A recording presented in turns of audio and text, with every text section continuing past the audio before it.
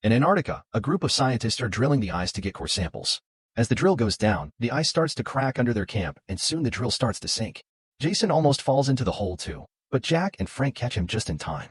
Then Jack risks jumping over the crack to retrieve the samples, and when he jumps back, the ice breaks under his feet and he falls.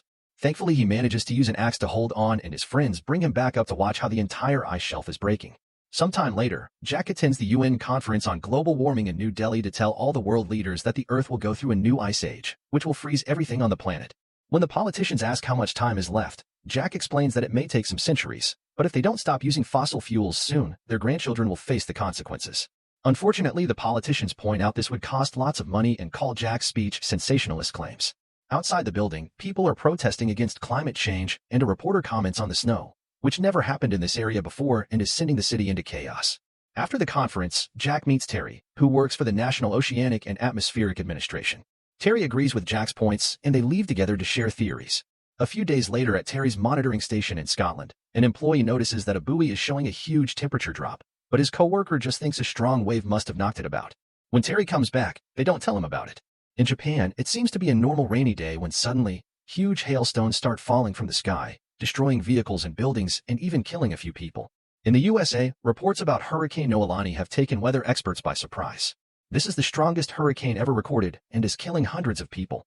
At the International Space Station, the astronauts are shocked to notice unusual gigantic storms forming in the Earth's sky.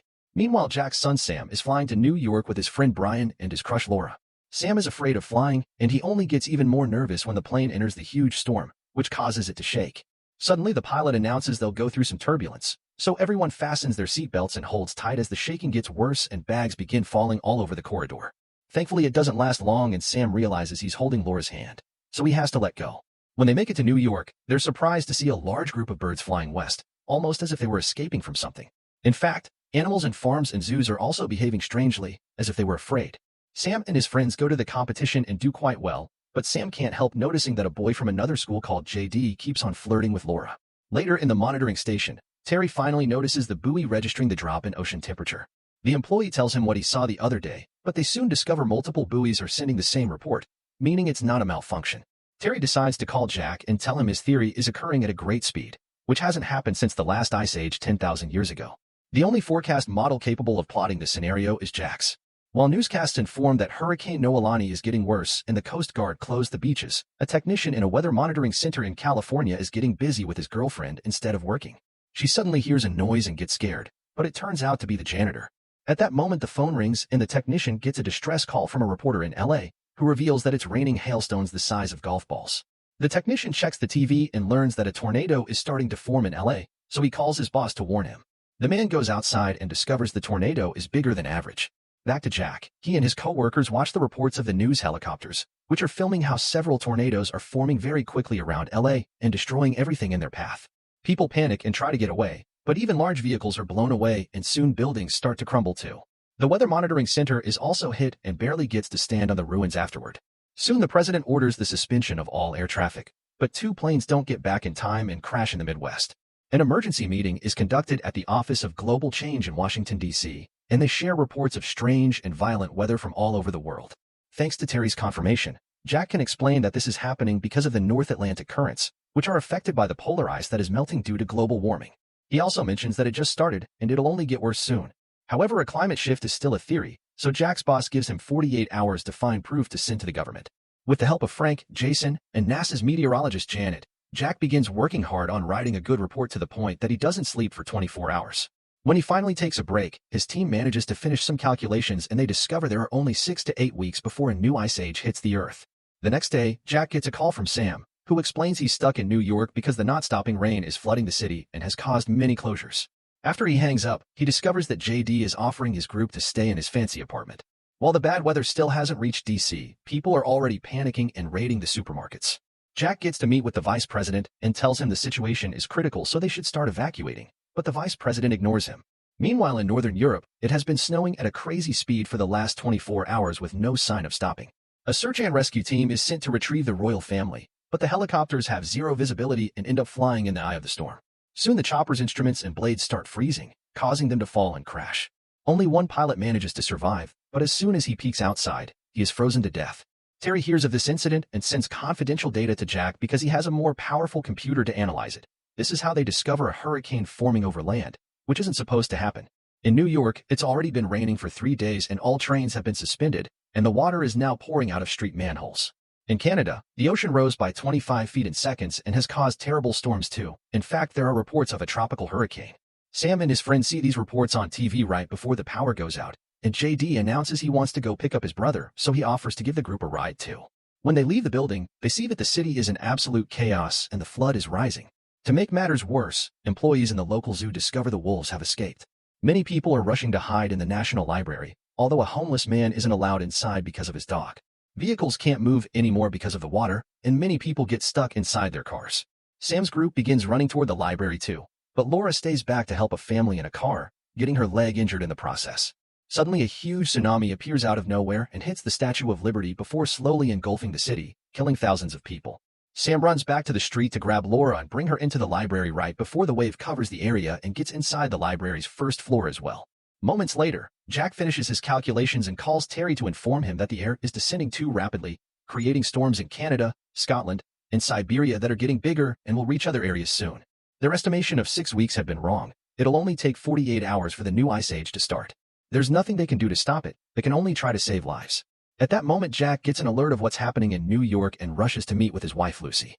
In New York, all the survivors, including the dog, are trying to get comfortable in the library. Nobody has service on their phones, so Sam looks for a payphone. He ends up descending into a flooded floor to find it and immediately calls his parents to tell them he's fine.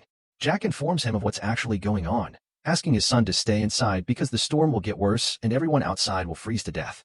The water on this floor gets higher by the second, and the flood reaches the ceiling, ending the call.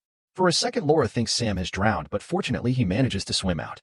Then Laura searches for dry clothes for Sam and hugs him to share her body heat. Moments later, everyone starts hearing a strange noise, and when they look outside, they're shocked to see a cargo ship sailing through the flooded streets, crushing the vehicles under it. Meanwhile, Jack decides he'll go to New York to save his son regardless of the danger. His boss knows he can't stop him, but first he asks him to try with the government again because this time they have a meeting with the president himself. During the meeting, Jack makes an impressive presentation and suggests that people in the north should go as south as possible, perhaps even to Mexico. The vice president again disapproves of everything Jack says, but this time he's quickly scolded by the president's team for not having paid attention to this when he should have. To make the plan easier, Jack writes a line on the USA map of all the people that can still be evacuated and explains that sadly it's too late for those far away because anyone entering that area will freeze. After Jack leaves, the vice president tries to protest against evacuation again, but the president ignores him and approves Jack's plan. Back in Terry's station, the building loses power and the team decides to drink because they don't think they'll be rescued. In New York, the library is out of power too. The homeless man notices the flood has frozen and people are using the chance to walk on the ice to head south, so the survivors in the library start getting ready to do the same. Sam tries to stop them by informing them of what Jack said, but most people ignore him and they leave anyway. Only a small group stays behind, and because the temperature is falling so fast, they have no choice but to start burning books to warm the place up. They also break the vending machines to get access to some food and use the carpets as blankets. Outside the city, people are suffering from the cold and regret having left the library. Some of them are starting to die as well. In the meantime, Mexico closes its borders because it can't handle any more American refugees. All the roads are stuck in a traffic jam, so the people start crossing the river to reach Mexico as illegal immigrants. A few hours later, the traffic finally starts moving again because the American president has reached a deal. He'll forgive all Latin American debt in exchange for opening the borders. In a hospital in D.C., Lucy is reading to one of her patients when she gets some bad news. People panicked and escaped, so there are no ambulances left. A coworker says there's a policeman with a snowplow that can help, but the patient can't be moved in anything but an ambulance. Lucy tells her coworker to leave while she stays with the child to wait for proper help. Back to Jack. He's surprised to get help from Frank and Jason to go rescue Sam. Using the science equipment made for Antarctica, they cross the frozen lands in their truck, but eventually the vehicle hits a roadblock. Now they have no choice but to continue on foot using the snowshoes and staying connected with a rope. They manage to walk consistently for a few hours, but they don't know what they're stepping on because of the snow, and at one point they walk on top of a building. The glass breaks and Frank immediately falls in, dragging the others down with him. Jack manages to stop the fall with his axe again, but the glass under him is starting to crack as well. First, Frank cuts the end of the rope to release their main supplies bag, but this isn't enough, so Frank cuts his rope as well. His friends yell for him as Frank falls to his death. Afterward, Jack and Jason put up a tent to spend the night.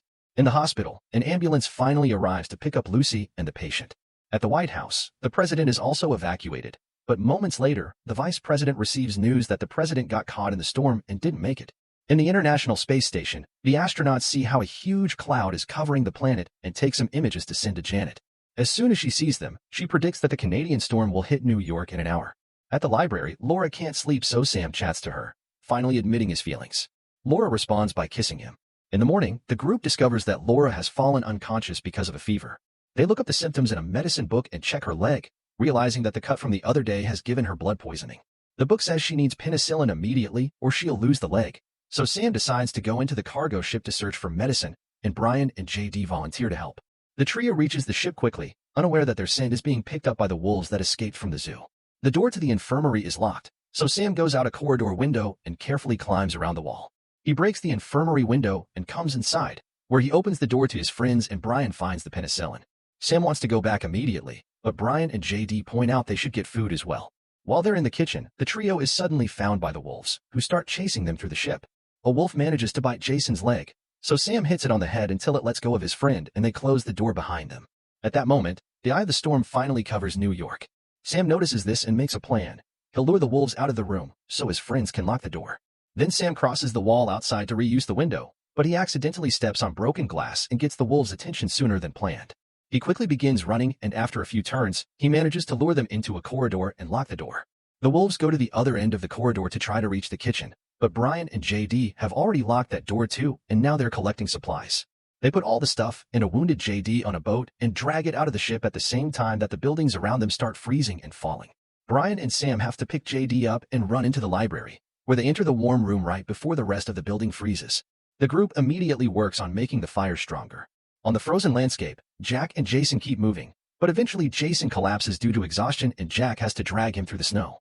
When he discovers the eye of the storm, he immediately begins digging in the snow and finds an open vent through which he throws Jason and himself right before this area freezes too. A few hours later, Jason wakes up to find the tent up and a few fires going on. As soon as Jack sees him, he wants to keep going, not hearing Jason's idea to wait because Jack thinks Sam may not survive for long. As Jack and Jason walk through the storm, they keep encountering frozen bodies everywhere. They only stop to sleep in the tent during the night, and Jack comments that humanity survived an ice age, but if they aren't more careful from now on, they won't survive this one. Sometime later, the International Space Station notices that the storm is dissipating in Europe and they finally get to see land again.